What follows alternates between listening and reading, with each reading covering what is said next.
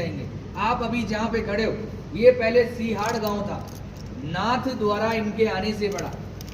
औरंगजेब का जब हमला हुआ, मथुरा वृंदावन गिरिराज जी, वहां से ये पलायन करते करते इस गांव में आए।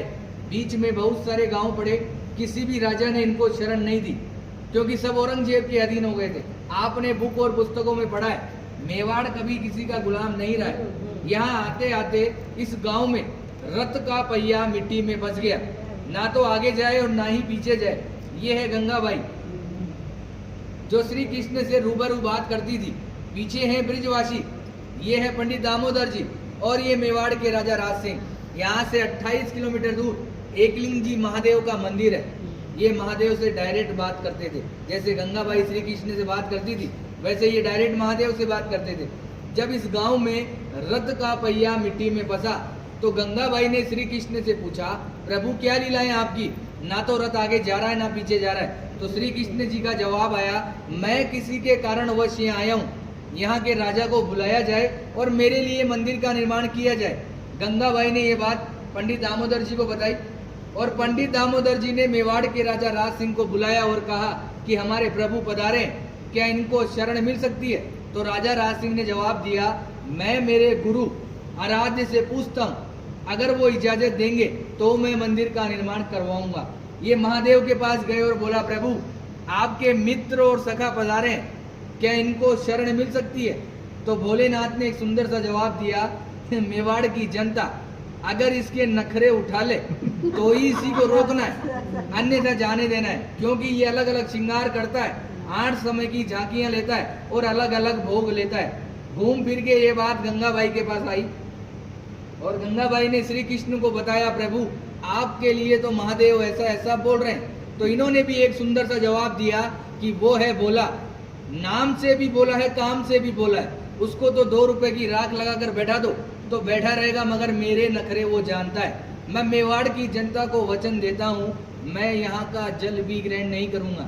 आज भी जल यमुना नदी से आता है, सीधा मंदिर में रखाया जाता है, मंदिर में जो झारी जी भराई जाती है, और उसी जल का जो प्रसाद बनता है वही ठाकुर जी ग्रहण करते हैं। आप लोगों का जो प्रसाद होता है वो बाहर दिखाकर बाहर ही बांट दिया जाता है।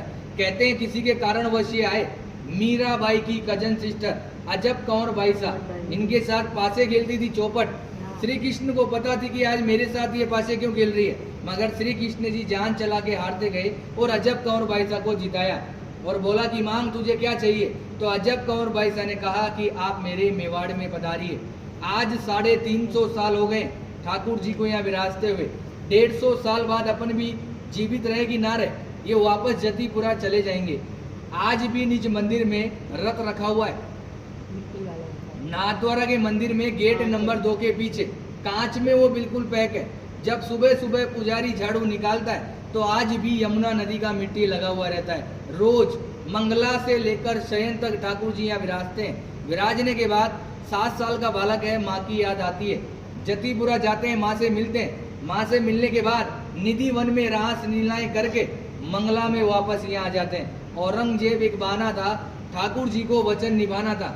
ये जो पूरी लीला रची केवल अजब कंवर बाई साहब के कारण। औरंगजेब को ये वहां भी हरा सकते थे, मगर औरंगजेब इनका मंदिर तोड़ने श्रीनाथ जी के मंदिर में आया। उसकी माँ भी उसके साथ आई। जैसे ही औरंगजेब मंदिर के अंदर गया, अंधा हो गया, उसको कुछ नहीं दिखाई दे रहा। बाहर आके बोला, माँ मैं अंधा हो गया, मुझे कुछ नहीं दिखाई दे रहा। तो माँ ने कहा, बेटा ये है छलिया, छल करता है, मगर तूने मेरी बात नहीं मानी, अब तू इसके पैर पकड़ेगा तो ही ये तेरे को माफ करेगा। मगर औरंगजेब घमंडी था, वो वापस मंदिर के अंदर गया, थक हार के उसने ठाकुर जी से माफी मांगी और ठाकुर जी ने उसको माफ किया। माफ करने के बाद ठाकुर जी ने उसकी आंख उसको वापस दी। आंख देने के बाद औरंगजेब बहुत खुश हुआ।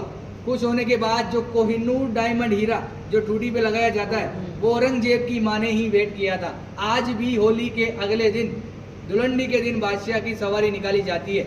उसमें औरंगजेब का पूरा बाकायदा आदमी बनाया जाता है, उसको पूरे नाथद्वारा में जुलूस द्वारा निकाला जाता है। निकालने के बाद उसको मंदिर में ले जाया जाता है, और मंदिर में ले जाने के बाद पनिशमेंट के तौर पे मंदिर की सीढ़ियों को दाढ़ी से झाड़ू साफ करता है। ये कहानी रियल है और 150 साल तक होती रहेगी। उसके बाद यहाँ से ठाकुर जी वापस ब्रिज में चले जाएंगे। आपने हमेशा श्रीनाथ जी के दर्शन धक्का मुक्की टल्ला खाकर किए, मैंने भी किए, आपने भी किए। मगर यहाँ मैं आपको 8 दर्शन कराऊंगा, मंगला से लेकर शयन तक। ठाकुर जी क्या खाते हैं, क्या पहनते हैं, वो सब बताया जाएगा। उससे पहले आपको इस कमरे में जाना है। 252 वैष्णव की वार्ताएं शॉर्ट में दे रखी है, वो आपको पढ़नी है। पढ़ने के बाद 10 मिनट का टाइम है, आप आराम से मोबाइल द्वारा फोटो लीजिए, फिर अपन चलेंगे 8 दर्शन में। जय श्री कृष्ण।